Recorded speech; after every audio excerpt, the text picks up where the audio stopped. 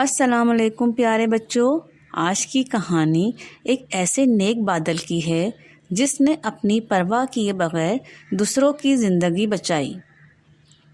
تو چلیں کہانی سنتے ہیں۔ نیک بادل اور پیاسا باغ۔ ایک دفعہ کا ذکر ہے کہ نیلے آسمان پر روئی کے گالے جیسا ایک چھوٹا اور بہت ہی پیارا بادل رہتا تھا۔ وہ سارا دن آسمان کی سیر کرتا اور ٹھنڈی ہواؤں کے ساتھ کھیلتا رہتا تھا۔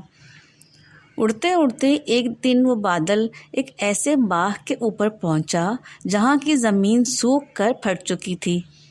وہاں لگے ہوئے خوبصورت پھول پیاس سے مرجھا چکے تھے اور پودے اداس کھڑے تھے۔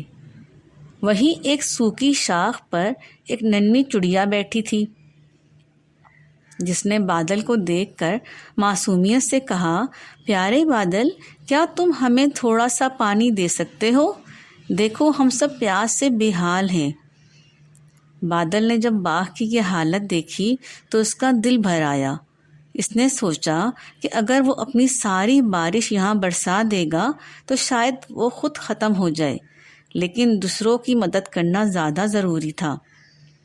بادل نے ہمت کی، اپنا رنگ بدلا اور زور سے گرج کر برسنے لگا۔ ٹھنڈا اور میٹھا پانی پورے باغ میں گرنے لگا۔ پانی ملتے ہی مرجھائے ہوئے پھولوں میں جان آ گئی۔ وہ دوبارہ سے رنگین اور تازہ ہو گئے اور زمین ایک بار پھر ہری بھری ہو گئی۔ چڑیا اور اس کے ساتھی خوشی سے چہچہانے لگے۔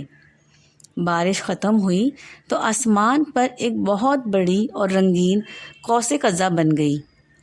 بادل ختم نہیں ہوا تھا، بلکہ اس کی نیکی نے پورے باغ کو زندگی دیتی تھی۔ دیکھا بچوں، کس طرح اس بادل نے دوسروں کے کام آ کر دوسروں کی زندگی بچائی۔ اسی طرح اگر آپ کو میری کہانیاں پسند آئیں تو آپ ان کو لائک کریں، سبسکرائب کریں، تاکہ آپ کو نئے آنے والی ویڈیو ملتی رہیں۔